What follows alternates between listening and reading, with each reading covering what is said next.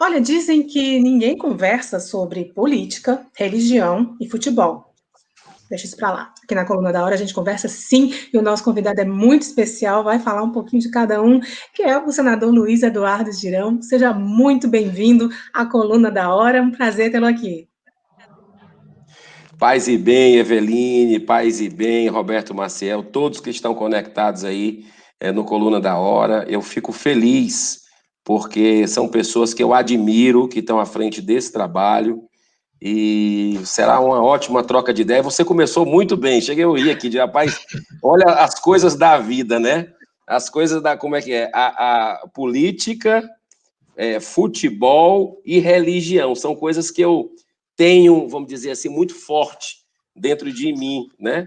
E Senador, ainda mais as pautas. Eu quero acrescentar, então, mais um elemento aí, cultura. Sempre é importante a gente ter cultura na nossa pauta, né? A gente sabe que isso também está na sua pauta legislativa e na sua pauta do cotidiano, assim, extra política, né? É verdade. E outra coisa também que eu nem gosto de polêmica, né, Roberto? Você que sabe, ainda tem as causas envolvendo a vida desde a concepção, droga, jogatina, ou seja, arma de fogo. Então é só pauta leve, né?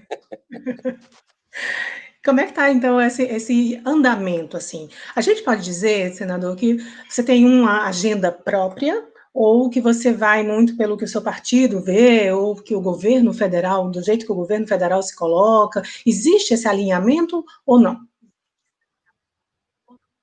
Olha, vamos lá, você começou, você definiu bem, né? A minha pauta aqui é uma pauta de independência do governo federal. Desde o início a gente tem mostrado isso nas votações, mas ao mesmo tempo nós temos um compromisso com o Brasil novo, né? Com a proposta de quebrar velhos paradigmas na política, e é isso que a população do estado do Ceará me confiou com a eleição improvável, a nossa eleição para o Senado, todo mundo sabe disso, era contra 24 partidos.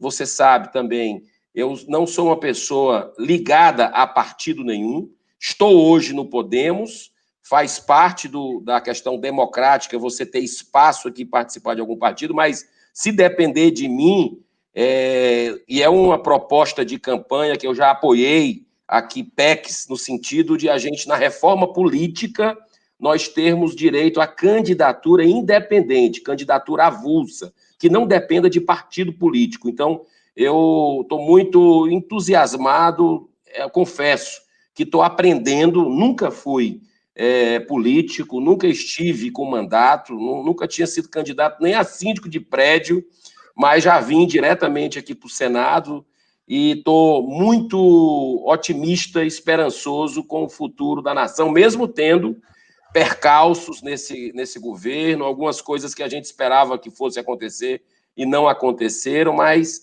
a gente sabe que a natureza não dá saltos, que a mudança ela tem resistência, mas a gente, com Deus na frente, a gente vai conseguir vencer com a população se mobilizando como está mobilizada. Senador, justamente nessa questão que eu queria pegar um pouquinho. O senhor lembrou que nunca tinha tido uma experiência política, eu diria uma experiência na política convencional, até porque mais adiante a gente pode fazer uma abordagem. O senhor me parece sim que que sempre teve um posicionamento político em relação a muitos assuntos e um posicionamento bastante firme, sem recuos. Mas eu queria saber, é assustador, tem alguma coisa que assombre quando se chega dessa vida comum, dessa vida civil, para a vida parlamentar, para a vida legislativa? Existe algo assim, algum elemento que seja assustador, que espante um pouquinho? Como é que é? Roberto, em pouco tempo que eu estou aqui, 1 ano e 8 meses, eu digo para você que o sistema é bruto, né? O jogo é pesado aqui. Então, tem muitos interesses que não muito republicanos nos bastidores do Congresso Nacional. Então, essa eu acredito que é o grande desafio que a gente precisa vencer aqui. Tem idealistas, tem pessoas que vieram para cá por pautas, né? Com o objetivo de renovar, de acabar com a velha política, com aquela coisa da troca por cargos, por conchavo, né? Por outros interesses pessoais. Mas eu não esperava, confesso para você, de que o crime fosse reagir como está reagindo no nosso país. Então, eu sou um entusiasta da Operação Lava Jato, eu acompanhei, vibrando como milhões de brasileiros, cada fase da operação. Pela primeira vez, empresários punidos, presos, né, que estavam fazendo corrupção, crimes contra a administração pública, políticos poderosíssimos também presos. Então, quer dizer, eu achava que só ia daqui para frente, a gente iria avançar, porque tem mais gente para prestar conta com a justiça. A gente sabe que tem mais gente. Mas, infelizmente, o que a gente está vendo aqui, Roberto, são os 3 poderes da República. Eu vou repetir. Os 3 poderes da República sabotando a Operação Lava Jato. O Supremo Tribunal Federal nem se fala, né? Eu não tiro a legitimidade das pessoas quando diz que é uma vergonha nacional, né? As decisões são esdrúxulas, são altamente questionáveis. Temos aqui CPI de lava-toga, impeachment de ministro do Supremo com indícios, com calhamaço assim de indícios de condutas equivocadas e nebulosas, e são engavetadas pela presidência do Senado Federal, que é o único poder que pode investigar o Poder Judiciário. E também vejo no próprio Poder Legislativo sabotando a Lava Jato, quando faz, na madrugada, a questão do abuso de autoridade, quando não vota a prisão em segunda instância, quando não vota o fim do foro privilegiado, que é a grande blindagem da corrupção no Brasil, esse famigerado fim do foro privilegiado, porque era para ter acabado já com isso, e até o governo federal, com medidas como tentativa de interferência na Polícia Federal, uma instituição muito acreditada pelo povo brasileiro. Eu até entrei com a PEC aprovada pelos colegas aqui para tramitar, que é para garantir mandato para o delegado da Polícia Federal, independente de posição de ministro, de posição de presidente, se o presidente entrou, mudou, que ele tenha um mandato, que seja uma lista tríplice da categoria. Então, assim, para evitar essas interferências. E o próprio COAF. O COAF, que identificou tantas movimentações estranhas de políticos, do tráfico de drogas, ele foi jogado no começo desse governo primeiro para o Ministério da Economia, depois vai para o Ministério da Justiça, depois vai para o Banco Central. Então, eu estava imaginando que a gente tivesse outro destino, mas estamos aqui reagindo, estamos aqui denunciando para que a verdade prevaleça. Isso não dá uma pontinha assim, Desculpa, Roberto, mas assim, vendo essa nadar contra a maré, né? Assim, ficar sozinho aí para falar do jeito que você está falando, vi aqui a questão, por exemplo, de uma votação das fake news. Você se coloca como uma pessoa que precisa ter mais o que discutir, o que falta, e como se posicionar dessa forma aí, meio que solitário, né? Olha, Eveline, você acredita que nesse aspecto, foi uma votação muito polêmica que nós tivemos aqui, né, nesse ano, que foi a votação das fake news. Eu acredito que tem uma linha muito tênue entre fake news e censura e mordaça. A gente precisa trilhar com muita serenidade para evitar que o povo brasileiro seja intimidado, o cidadão que queira se manifestar contra político, né? Então, aqui existe um corporativismo muito grande entre a classe política, né? Eu estou político agora, mas eu não me sinto, eu sinto uma pessoa que veio da sociedade e que está aqui dentro da cozinha, tentando fazer a mudança. E o interessante é o seguinte, é que muitos parlamentares estão com a posição de independência aqui. Não somos ainda a maioria, somos minoria. Mas é como eu falei há pouco, antigamente tinha 4, 5 senadores que se rebelavam. Hoje você tem 20 aqui que estão indo contra o sistema. Então, a natureza não dá saltos, repito. eu acredito que é através das eleições que nós vamos continuar evoluindo, mudando, entendeu? Para que um dia a população não seja apartada dessa casa. O que está acontecendo hoje aqui ainda? As pautas que são da sociedade, as demandas que a gente ouve lá no mercado, São Sebastião, no comércio, nas feiras livres, são debates que aqui são abafados, não se vota o que a gente ouve, o pedido, o clamor da população, como a prisão de segunda instância, por exemplo, como o fim do foro privilegiado. Então, aqui se delibera de uma forma muito monocrática ainda. O presidente do Senado, que quer ser reeleito, rasgando a Constituição do Brasil, né, e nós estamos lutando contra isso, porque foi uma decepção, infelizmente, essa presidência do Senado. Eu acredito que a gente vai conseguir sim, porque a população ela está gostando de política, Roberto, Eveline e as pessoas que estão nos assistindo. Ela tá acompanhando a política, né? Então, assim, eu acho isso muito... Quando a gente dá um voto aqui, a coisa repercute, sabe? E repercute de uma forma consciente. O que estraga esse país é populismo. Me permita, então, fazer aqui um rápido debate com o senhor. Quando o senhor fala da questão das fake news, não há um risco muito grande quando ainda não há um posicionamento, pelo menos um posicionamento da sua parte, ou quando é manifestado essa preocupação com, vamos dizer aqui, censura? Não há um risco muito grande quando você vê algumas reputações? Eu quero citar aqui um caso bem específico de quem está sendo muito agredido lá em São Paulo, que é o padre Júlio Lancelotti, um padre que tem feito um trabalho referencial com populações de rua. Não há um risco quando você vê a reputação de uma pessoa como essa sendo atacada, agredida, justamente por isso, fake news, por notícias falsas? Quando a gente demora muito nessa discussão, a gente não está dando, vamos dizer assim, muita corda ou muito alimento para quem nutre as fake news? Pois é, Roberto. Acontece o seguinte, eu concordo com você, acho que esse debate ele tem que existir, né? A gente não pode tirar da pauta, mas não pode ser votado às pressas, porque acontece o que aconteceu no Senado, né?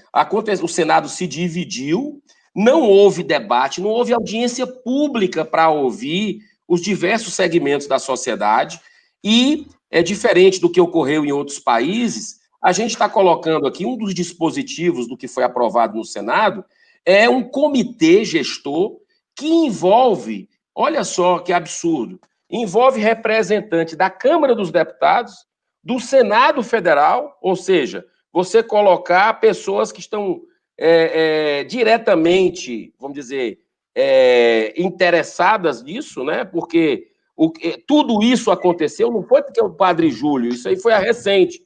Tudo isso aconteceu porque alguns políticos dessa casa, como o próprio presidente do Senado, foram atacados. Então, para mim, foi uma reação, até certo ponto, vingativa.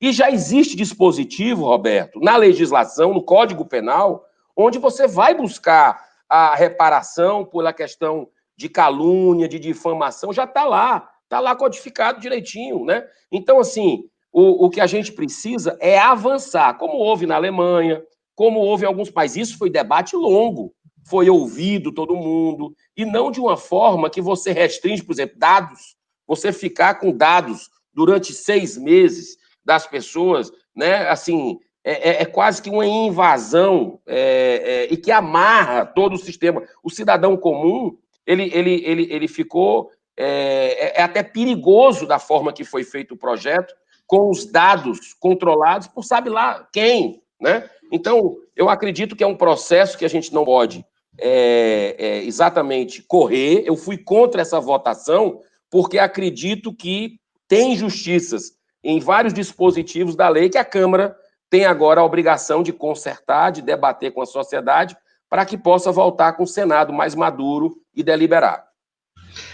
Você está falando de coisa polêmica. Eu e o Roberto aqui vai ser um negócio sério. Nós estamos batendo aqui. Mas eu só queria aqui concluir essa parte de fake news. O senhor avalia que a Câmara Federal, a Câmara dos Deputados, está preparada para esse debate? Ela está qualificada? Ela está com a pluralidade que ela tem?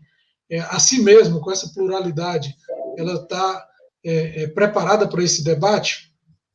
Ou poderia correr o risco de acontecer o que aconteceu com o Senado, como o senhor tem reclamado?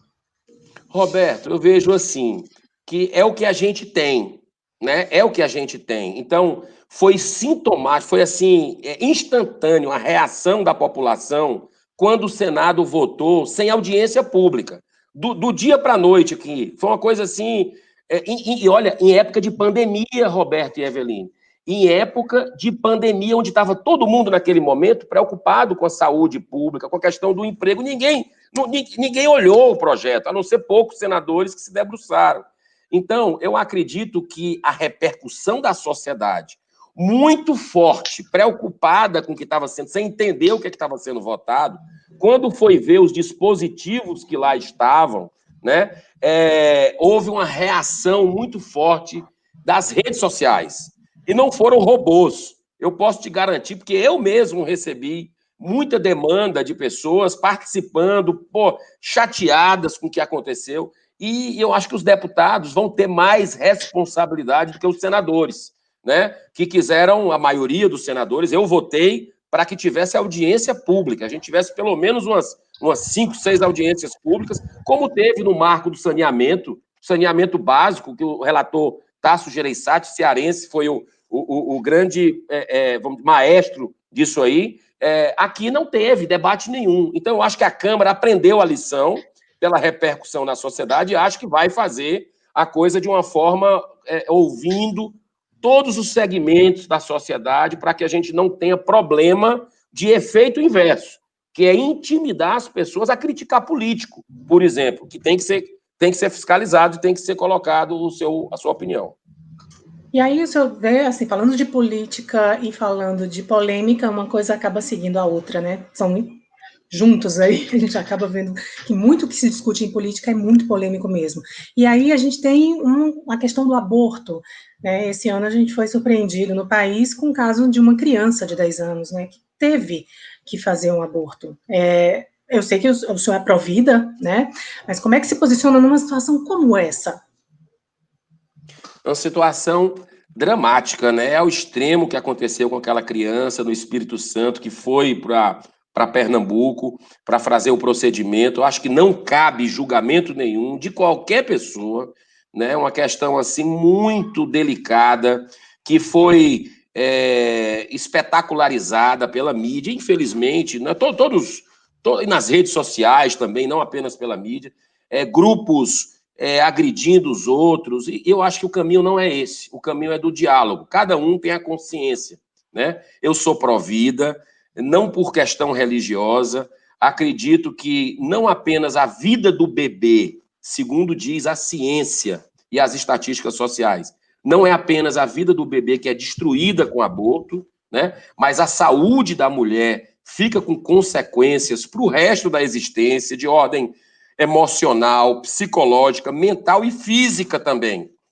As mulheres que fazem aborto, elas têm uma propensão muito maior em relação às que não fazem aborto a desenvolver crise de ansiedade, depressão, envolvimento com álcool e drogas e suicídio, que hoje é a grande chaga que a gente vive na humanidade, é o suicídio, que é uma onda que está nos preocupando muito, inclusive agora, depois dessa pandemia. Então, eu vejo que o caso dessa criança é um caso que mostra exatamente o quanto nós precisamos debater sobre esse assunto, porque é uma questão de consciência, né? Aquela criança, ela tinha algumas opções ali. Ela tinha a opção de, através da ajuda de pessoas com mais experiência, repito, não cabe julgamento, né? O que ela fez é legal. Não é legal, desculpa, está previsto na lei como excludente de ilicitude, continua sendo crime, né? Mas não é punido, que é o caso de estupro, a risco de vida da mãe e anencefalia. Mas a dor dessa criança com o aborto não vai apagar o estupro que aconteceu, que é um crime hediondo. Muito pelo contrário, né? O que cura é o amor. Então, o aborto que foi feito vai causar muito mais sequelas, por exemplo, à vida da criança, do que se ela levasse aquela gravidez, faltavam poucas semanas para a criança já ter condição até de nascer viva. Alguns médicos especialistas dizem que até nasceria ali, já a criança, que já estava já nasceria e poderia até sobreviver, e essa criança poderia ser doada para uma outra família. Tem aí mais de 20 mil famílias querendo adotar crianças. Na maioria das vezes que acontece isso, que a mãe opta por levar a gravidez adiante e doar a criança para adoção, ela se arrepende ainda quando a criança está no ventre e fica com a criança para ela. Ou seja, eu estou cansado de receber aqui, feliz, né, um cansaço feliz, de receber notícias de que aquela criança que nasceu e que um dia pensou em ser abortada ou doada, ela é a razão da vida daquela menina, daquela mulher que um dia pensou em abortar. Então, cada vida é muito preciosa e eu acho que a gente não cabe julgar a decisão, mas, ao mesmo tempo, você poderia ser ali a redenção com aquela dor do estupro, que deve ser punido, mas também acabou sendo algoz, né? Porque isso volta para as marcas da história da mulher. Eu devo reconhecer aqui, senador, que a sua retórica, ela tangencia, ela foge muito, ela não cai na tendência da retórica rancorosa, na retórica da perseguição que a gente tem visto muito. Eu queria até citar aqui uma pessoa, a qual nem gostaria de citar muito, mas eu vou ter que citar, chama-se Sara Fernanda Geromini. Ela foi assessora da ministra Damares Alves. Ela hoje usa tornozeleira eletrônica porque estaria participando ela foi citada em inquérito do Supremo Tribunal Federal, e ela teria sido a primeira pessoa a divulgar o nome da menina, o nome do médico, o local onde seria feito o procedimento de interrupção da gravidez, a menina de 10 anos. Como é que o senhor vê esse tipo de comportamento? Isso aí não atrapalha, não prejudica essa movimentação pró-vida que o senhor empreende, o senhor lidera até no Brasil? Olha, Roberto, realmente é aquela questão do equilíbrio, do caminho do meio, né? Eu nem sou, embora respeite, mas eu nem sou favorável a um radicalismo de esquerda, como também nem sou favorável a um radicalismo de direita. Acho que esses excessos acabam nesse tipo de situação. A Sara, eu tive a oportunidade de conhecer a Sara antes desse governo, porque é uma militante pró-vida, e ela tem umas discordâncias dela, por exemplo, a arma de fogo, que ela ostenta essa pauta, mas respeito a posição.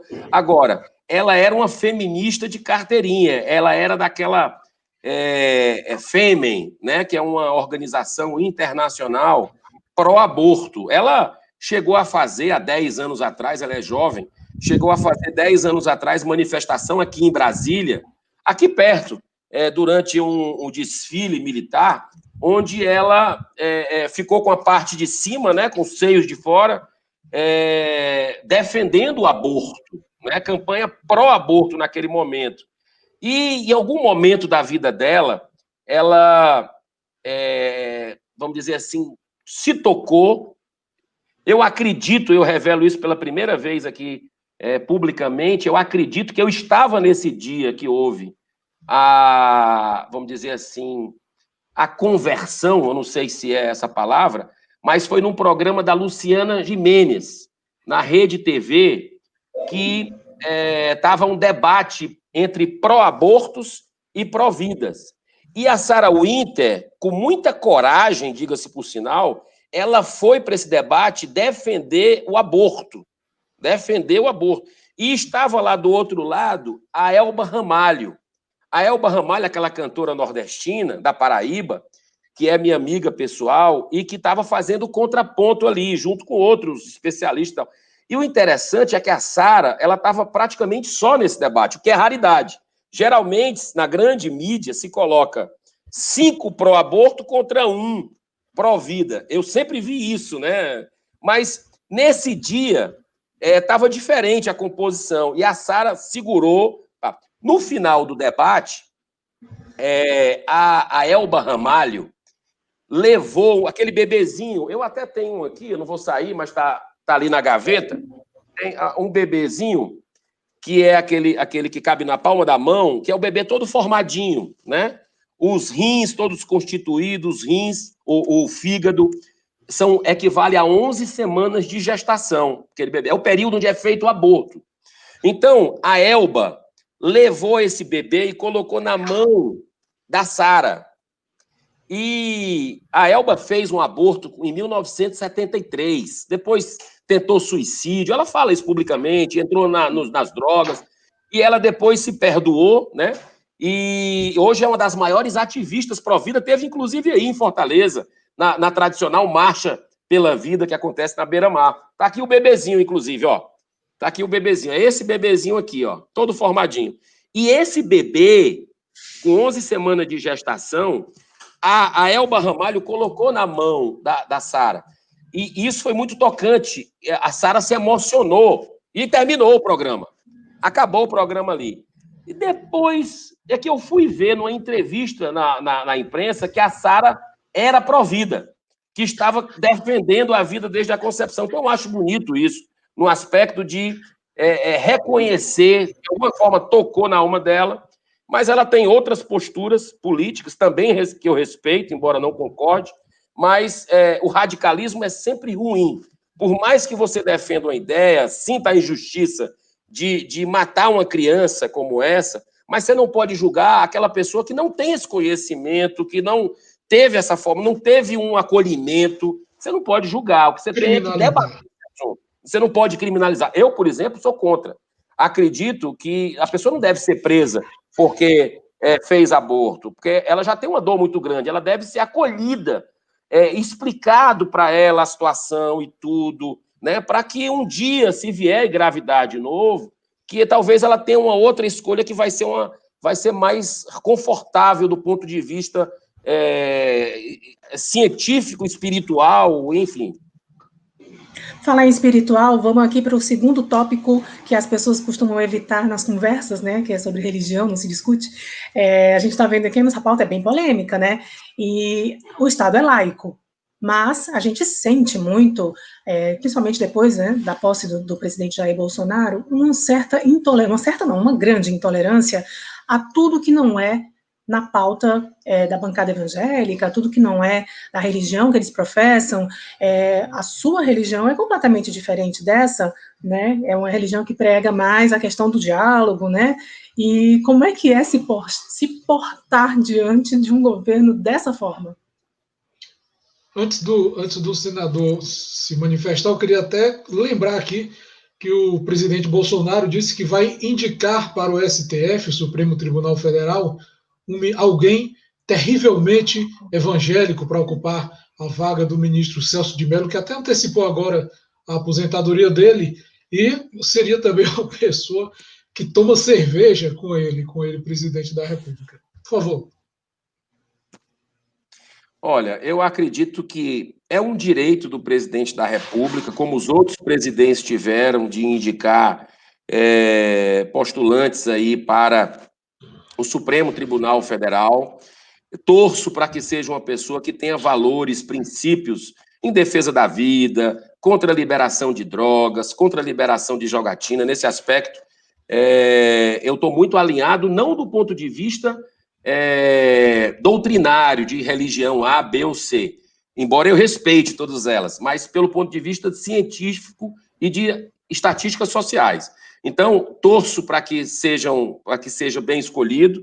Acredito que, por exemplo, nós temos, inclusive, eu sou um crítico do Supremo Tribunal Federal, acredito que o Supremo é importante para a democracia, bom que se diga isso, mas por não ter sido investigado ainda, o Supremo tem cometido sistematicamente, toda semana praticamente, algo assim,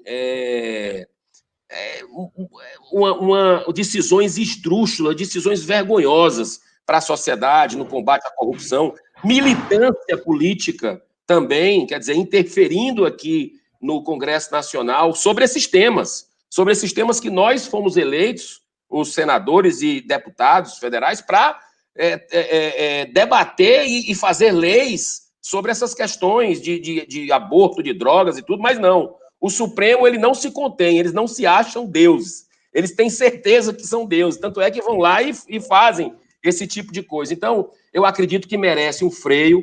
Acho que o Supremo tinha que ter mandato, todos os ministros do Supremo.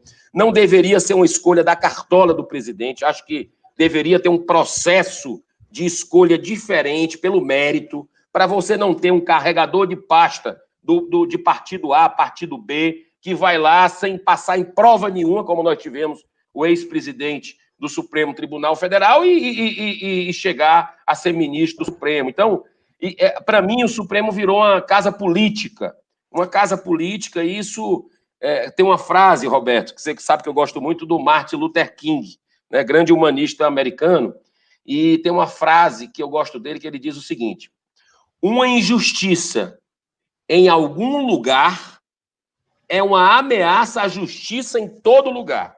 Então, se tem um lugar que não podia ter injustiça, é no Supremo Tribunal Federal, e é onde mais hoje nós temos problemas, no meu ponto de vista, respeitando quem pensa diferente. Então, assim, acredito que essa questão do debate do presidente da República com relação a temas religiosos, eu não vejo problema, eu não vejo que o Estado esteja deixando de ser laico. O Estado, ele tem que respeitar todas as correntes religiosas, né? Faz parte da cultura. Isso não quer dizer que o Estado não tem uma religião, claro, mas ele deve ter princípios, valores que ele acredita. Por exemplo, o caso da Venezuela.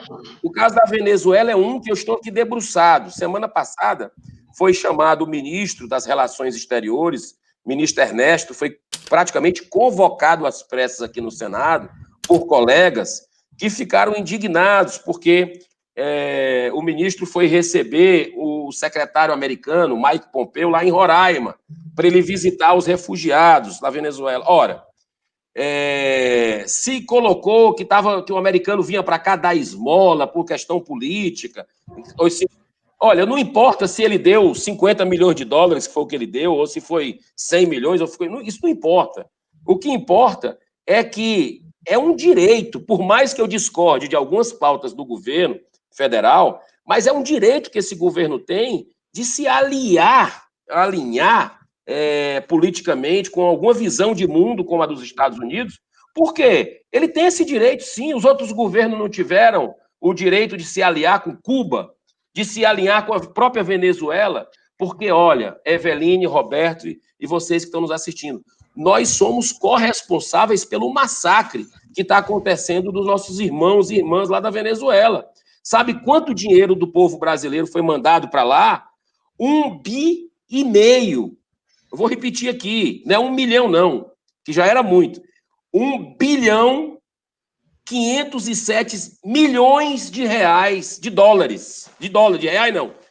1 bilhão 507 milhões de dólares foi mandado a fundo perdido lá para a Venezuela e para financiar essa ditadura que está fazendo as pessoas perderem seus direitos lá, é um terror.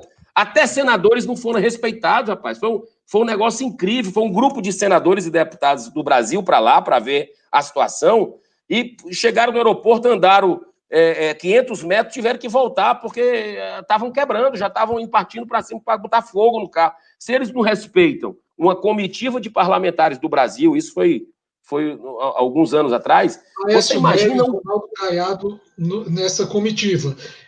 Na época houve até uma crítica muito intensa, porque disse que era uma tentativa de provocação, um conflito ou de um confronto diplomático. Quanto ao ministro Ernesto Araújo, houve também uma crítica aí no Congresso, aí no Senado, de que o ministro estaria bancando ou servindo de trampolim para a campanha eleitoral de Donald Trump nos Estados Unidos. A eleição é agora em novembro, e a vinda do Mike Pompeo teria uma relação com esse interesse eleitoral do Trump E nesse mise-en-scène, o Ernesto Araújo o Brasil acabou ficando de coadjuvante numa encenação feita pelo Trump e pelo Pompeu. Isso aí é uma crítica que eu acho que a gente pode reproduzir aqui sem estar exagerando, porque, na verdade, foi uma crítica feita aí no Congresso, aí no Senado. Foi, é verdade. Inclusive, foi a audiência pública, foi por causa disso. Foi convocado na comissão aqui de Relações Exteriores, o ministro. Ele se saiu muito bem, Roberto. Eu não sei se você... Ele chegou a dizer que o deputado Eduardo Bolsonaro, deputado federal de São Paulo, filho do presidente, tem todas as credenciais para ser o embaixador do Brasil nos Estados Unidos, né? Nessa audiência. Foi, e eu, inclusive, disse para ele... Não, discordo. Eu, inclusive, disse na audiência pública, até coloquei hoje nas redes sociais, mas ontem à noite nas redes sociais minhas, que eu fui contra, publicamente, inclusive, saiu várias matérias, contra o Eduardo Bolsonaro assumir a embaixada. Eu acredito que tem que ser... tem um Instituto Rio Branco aqui, que é um trabalho exemplar que é feito com os diplomatas, formação. Eu acho que é para isso que existe, tem que ser carreira, tem situações que nada contra a pessoa do Eduardo Bolsonaro, mas eu acredito que não está preparado para ser embaixador nos Estados Unidos. Inclusive, isso já está fora de cogitação, porque semana passada nós votamos aqui o novo embaixador dos Estados Unidos. Agora, o que o ministro trouxe na semana passada, em meio a esse debate raivoso, inclusive, não o ministro, eu vi aqui, foram colegas nossos, especialmente do Partido dos Trabalhadores, que agrediram o ministro de uma forma que até assustou as pessoas, assim, a forma como foi colocando a situação. Então, acho que não é por aí, sabe? Eu acredito que a gente precisa, por exemplo, o que é que está acontecendo hoje no Ministério da Saúde, Roberto? O Ministério da Saúde, por mais que a gente possa ter alguma crítica, né, e é normal que se tenha, mas o estado do Ceará, que é o estado que eu represento aqui, não pode reclamar uma vírgula de tudo que foi pedido pelo governo do estado do Ceará foi atendido pelo Ministério da Saúde, ou seja, de uma forma profissional, sem ver corrente ideológica nem nada, né? Mais de 500 leitos aí, acho que já passou de 600 agora, foram habilitados imediatamente, respiradores. Assim, né? Devido que seja assim, né? A situação é grave. É claro, situação grave, né? Quer dizer,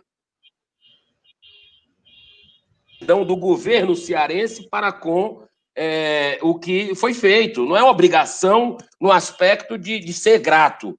Eu acho que é uma questão até de a gente...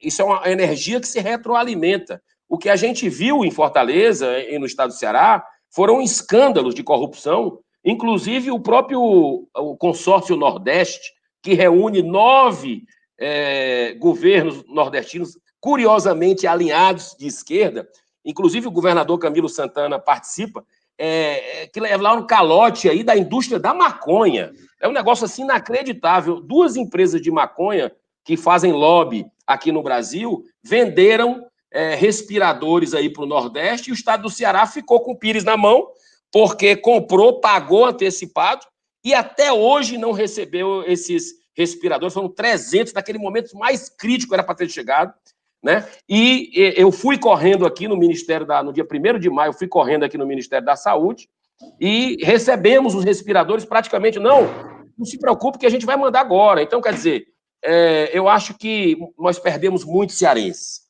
Um dia a história vai mostrar, não é só por conta dos respiradores, não.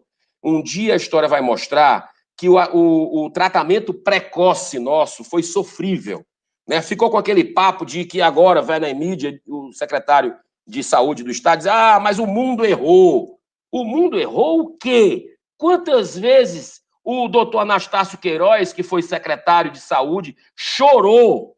Ele chorou numa live com a presença do secretário de saúde, com a presença de ministro da saúde, chorando, pedindo que o protocolo que era usado já em hospitais particulares, tu acha que os hospitais particulares usaram por quê? A hidroxicloroquina, a azitromicina e a vermectina. Todo mundo, Roberto, e a gente conhece a sociedade, andava com isso no bolso, quem tinha dinheiro.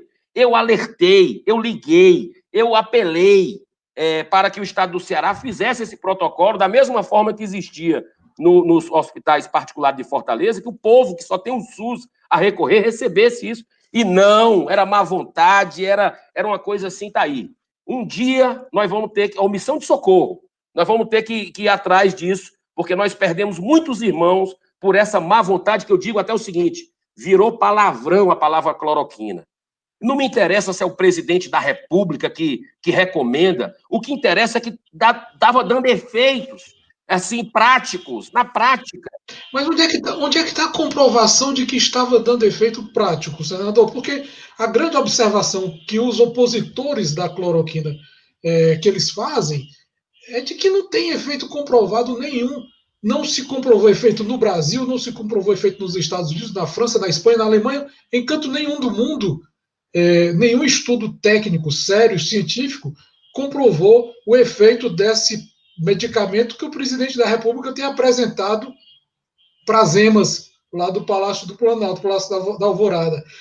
Agora eu queria lhe fazer uma pergunta adicional, já que o senhor tocou na questão da indústria farmacêutica, vamos dizer assim, e também tocou na questão da maconha, e também falou de Martin Luther King. Eu queria juntar esses três elementos num pacote só e fazer aqui um questionamento. Martin Luther King tem aquele discurso famosíssimo, muito célebre, eu tenho um sonho, e ele fala de vida, de liberdade, de busca da felicidade. E eu lhe pergunto, e fala de justiça, fala muito de justiça, é justo negar para, por exemplo, uma criança, uma família que tem uma criança doente e que precise de algum medicamento à base da cannabis, a planta da maconha, é justo negar esse direito para ela, esse direito à vida, esse direito à liberdade, à busca da felicidade? E mais um ponto que eu queria questionar, é justo substituir esse direito pela negação do acesso a um produto só porque existe uma indústria delituosa, uma indústria criminosa que também se relaciona a esse produto? Só para lembrar, da coisa da natureza, a sociedade tem, por exemplo, o veneno de cobra, que é usado para soro antiofídico. Por que não utilizar a cannabis para fazer um produto que seja benéfico para o tratamento de várias doenças? Fantástica a sua pergunta, e eu fico assim feliz em poder fazer um paralelo, inclusive, com essa questão da cloroquina, que virou palavrão, né? Então, mesmo sem ter, olha só o que eu vou falar, mesmo sem ter comprovação científica, a questão da cloroquina, porque é recente, você sabe que para você conseguir todas as etapas de legitimação de um medicamento, você precisa passar por testes com grupos, fechar, analisar e tudo. A pandemia começou agora, mas a cloroquina teve efeito prático, tanto teve efeito prático que os grandes médicos, os políticos, as pessoas empresários que tinham dinheiro se trataram com cloroquina. É a hipocrisia, Roberto, que deixa a gente chateado, né? Com quantas vidas a gente poderia ter salvo, politizar um medicamento. Então, mesmo sem ter uma comprovação ainda referendada pela ciência, o medicamento, a gente não podia tirar o direito das pessoas utilizarem quando fossem expostas ao coronavírus. A mesma coisa é a questão do CBD. O CBD, só para a gente entender, a maconha, o canabidiol, a maconha tem 500 substâncias, tá, na sua composição. Uma delas, trabalhadas em laboratório, pode ajudar, não tem ainda uma comprovação científica, mas existe clinicamente algumas crianças que diminuíram a convulsão a convulsão de epilepsias refratárias. Então, só por ter algumas crianças apresentado melhora, não é justo que se negue o tratamento a elas.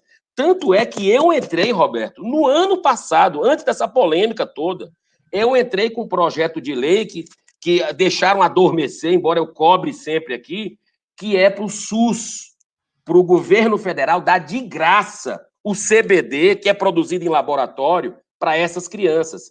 Mas você sabe por que não foi deliberado?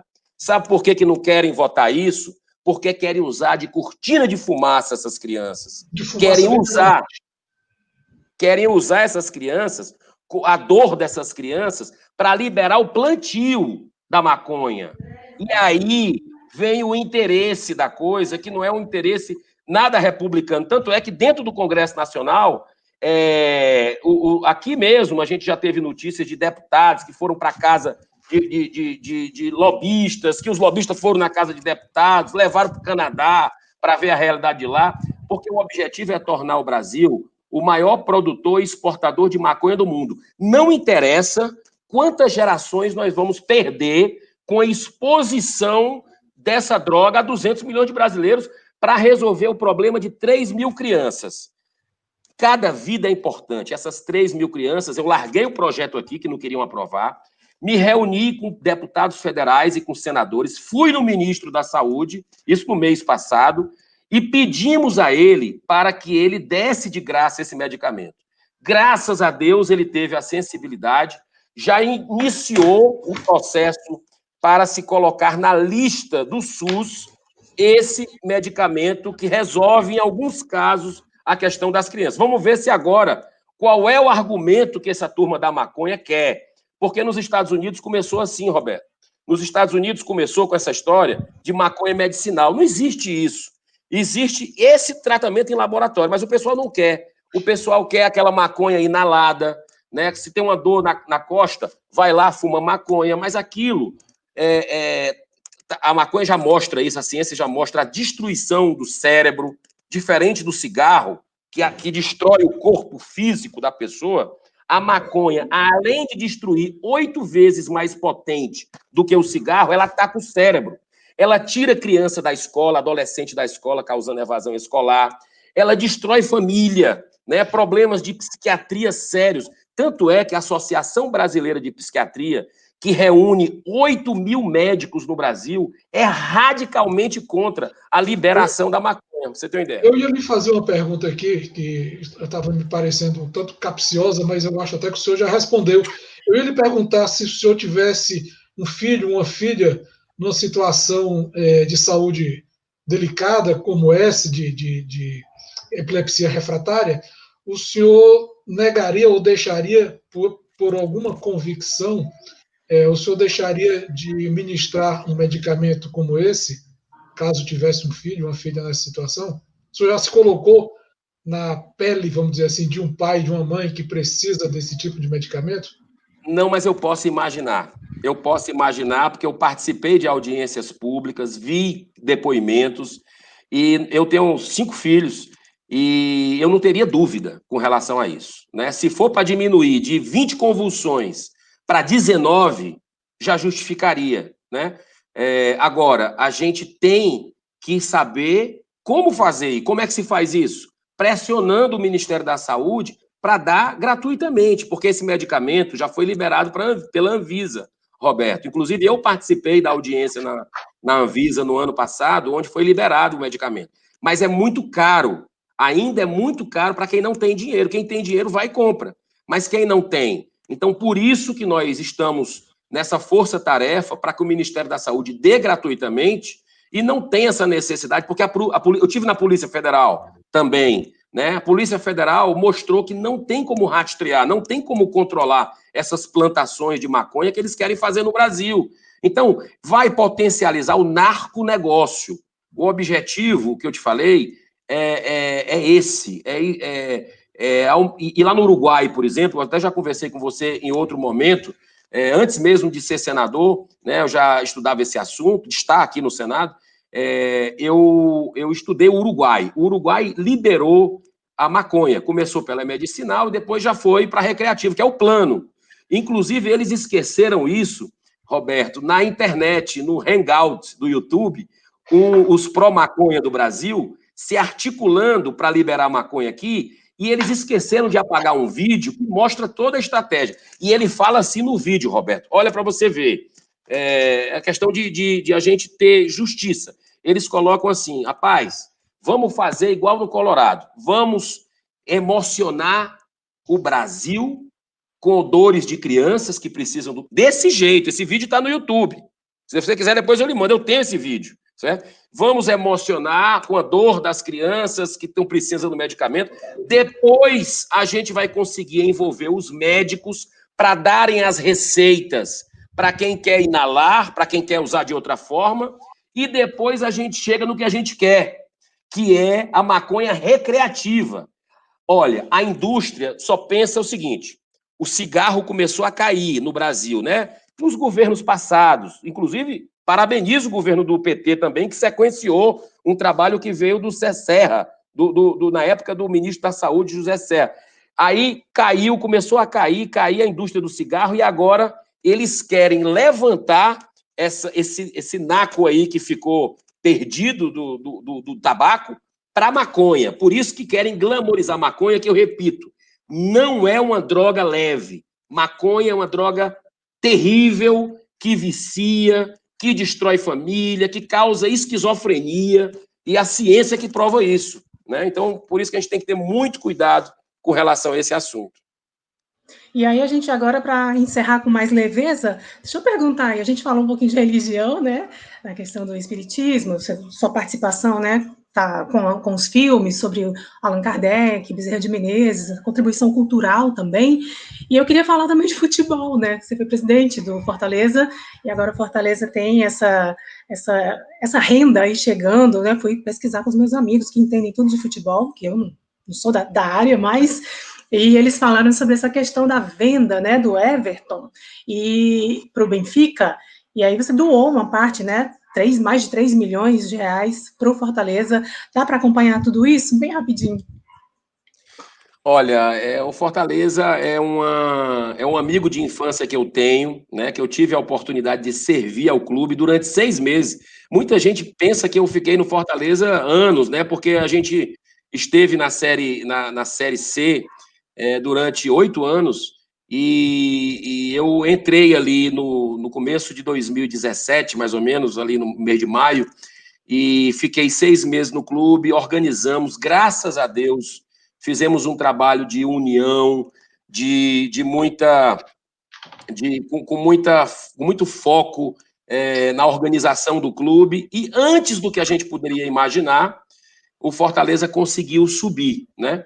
E na época que eu entrei no Fortaleza, foi colocado, olha, todo presidente que passou por aqui, de alguma forma, investiu dinheiro para quitar algumas dívidas ali emergentes e tudo, e o clube oferecia como uma garantia, até fiscal, algum direito de jogador e tal. Eu disse, olha, tudo bem, se é uma prática, não tem problema. E na época não, até hoje eu não entendo de futebol, né? A grande verdade é essa. Ali foi uma bênção que aconteceu na minha vida, que foi uma das maiores alegrias que eu tive, foi a subida do Fortaleza. E o momento que o clube vive hoje, saber que eu coloquei um tijolinho ali, que o meu vice está sequenciando. Então, o Everton, que colocaram lá como parte dos direitos para mim, jamais a gente imaginava que fosse ser vendido, né? Porque a cada 500 jogadores vende um, que dá um retorno para o clube, é um negócio assim, uma proporção. E acabou acontecendo, né? Então, eu disse para o Conselho Deliberativo, pessoal do clube, ó, se um dia acontecer de uma venda dessa, que é uma benção que eu não estou contando, mas se acontecer, obviamente que eu vou voltar de forma sem juro, sem correção monetária, né, a preço histórico o valor que eu coloquei, mas o restante eu vou doar para Fortaleza, que eu teria direito.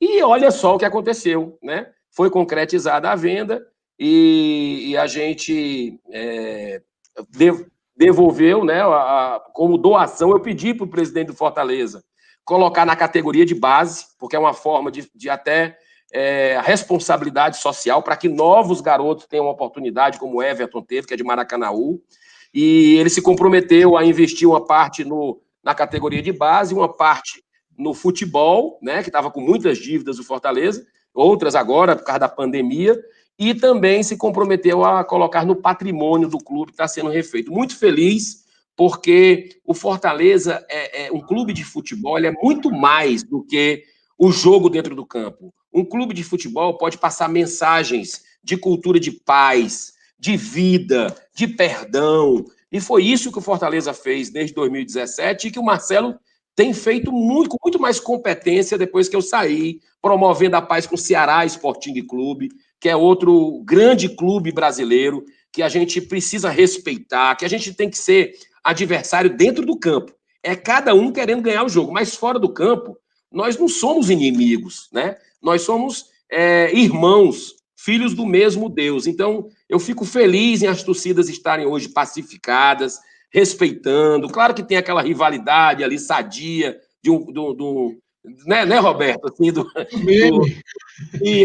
da brincadeira. Eu sou carrinho, não estou nessa briga. Pois, olha, nós estamos bem equilibrados aqui. Vai subir, se Deus quiser, o Ferroviário sobe esse ano. Mas, assim, eu acho que o futebol cearense está no nível máximo por causa de gestão, né? De gestão. Está de parabéns o Ceará, está de parabéns o Fortaleza, o Ferroviário aí que está na liderança da Série C, e eu acho que a gente tem coisas boas para acontecerem se a gente mantiver essa filosofia. Só para encerrar, a gente está aqui no meu cantinho do café, eu sei que vocês têm um cantinho do café aí também, no cenário. Olha aí. Né? Aqui todos os temperos, como se eu cozinhasse. Mas, para a gente encerrar, bom, já que você fez essa previsão lá para trás, vamos dizer 6 números aqui para a gente, cá para nós. 6 numerozinhos básicos, tá acumulado, hein? Negocinho. Olha, muito obrigada, viu? Foi um grande prazer. Senador, a gente agradece muito a sua participação, a gente sabe que o seu tempo é escasso, sabe que o corre-corre é grande, e com esse bate-bola puxado pela Eveline, a gente encerra a nossa conversa mais este episódio do Coluna da Hora, agradecendo muito a sua participação e nos disponibilizando a encaminhar para o senhor também os eventuais questionamentos e comentários que o pessoal que nos acompanha, que está deixando o like, que está se inscrevendo aqui no canal, vai colocar aqui com certeza, e fica o nosso abraço e o desejo de uma boa jornada nesse momento parlamentar, e mais esse momento de vida que o senhor está passando. Obrigado, Roberto. Obrigado, Eveline. Olha, é o maior desafio disparado da minha existência. Estou querendo servir, dando o meu melhor, né? Com todas as minhas limitações e imperfeições, que não são poucas, são muitas, mas eu estou querendo realmente justificar, dignificar a confiança do cearense. Eu peço a você que está nos assistindo, nós temos aqui 2 grandes jornalistas do nosso estado que estão fazendo essa entrevista. Eu sabia que ia ser boa essa entrevista, eu sabia que ia fluir vários assuntos, tanto é que eu estava numa expectativa, mas eu quero dizer, acompanhe o nosso trabalho. Você comece a gostar de política, né? Cada vez mais, porque, Roberto e Eveline, como dizia Edmund Burke, grande estadista irlandês, ele dizia o seguinte: o mal só triunfa quando os bons cruzam os braços. Então, as pessoas boas, que a gente não tem dúvida que a maioria da população brasileira é composta de pessoas trabalhadoras, de pessoas éticas, corretas. O Brasil não era para estar passando isso que a gente está passando. O Brasil não é rico, não. Ele é riquíssimo. É muita miséria que nós temos ainda no Brasil. No Ceará nem se fala, né? O gap que a gente tem aí. Então, assim, eu acredito que acompanhe política. A natureza, vou dizer pela terceira vez para encerrar, a natureza não dá saltos. É através das eleições que a gente vai mudar isso. Vote, pesquise a história dos candidatos, a vereador, a prefeito. É muito importante que a gente possa ter voto consciente e participar, porque um dia nós vamos ter esse país mais humano, mais justo, com justiça social e com progresso e ordem para todo mundo. Deus abençoe a todos. Muita paz. Um abraço, obrigado. Que tal agora um espaço para boa música? Vamos até Barcelona, onde um projeto reúne artistas experientes e jovens talentosos. E por lá tem música brasileira rolando, viu? Fica de olho.